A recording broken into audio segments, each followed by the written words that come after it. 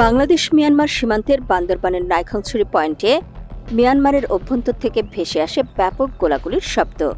এতে আতঙ্ক বিরাজ করে সীমান্তবর্তী স্থানীয় লোকজনের মাঝে। দীর্ঘ ৭ মাসের বেশি সময় পর আবারও শুরু হয়েছে গোলাগুলির এই ঘটনা।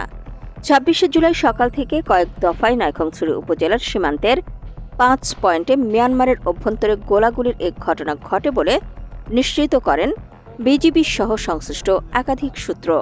স্থানীয়রা গোলাগুলির এই ঘটনাকে মিয়ানমারের বিদ্রোহী গোষ্ঠী আরাকান আর্মির সাথে রোহিঙ্গা সশস্ত্র গোষ্ঠীর মধ্যে সংঘাত বলে দাবি করলেও বিজিবির সংশ্লিষ্টরা দিচ্ছে ভিন্ন তথ্য।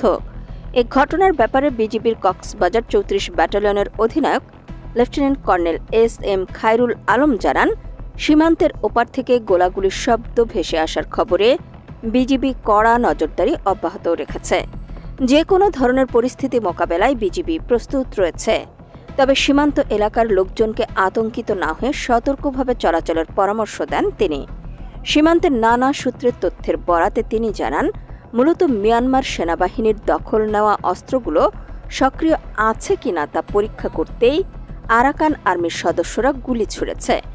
বিজিবির সংশ্লিষ্টরা বলছেন, মিয়ানমারের রাখাইন রাজ্যে প্রায় ২ বছর ধরে দেশটির সেনাবাহিনীর সাথে বিদ্রোহী আরাকান আর্মির সংঘাত চলছে। রাজ্যটির অধিকাংশ এলাকার নিয়ন্ত্রণ এখন আরাকান আর্মির দখলে। চলমান সংঘাতে দেশটির সেনাবাহিনীর পালিয়ে যাওয়া সদস্যদের অস্ত্রগুলো বিদ্রোহী গোষ্ঠীর দখলে।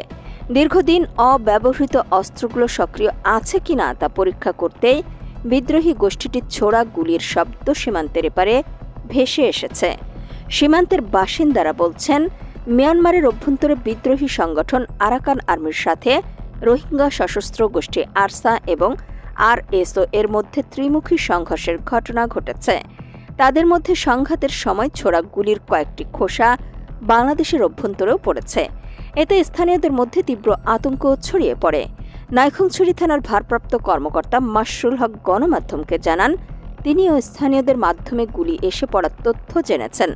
তবে এখনও কোনো হতাহতের খবর পাওয়া যায়নি।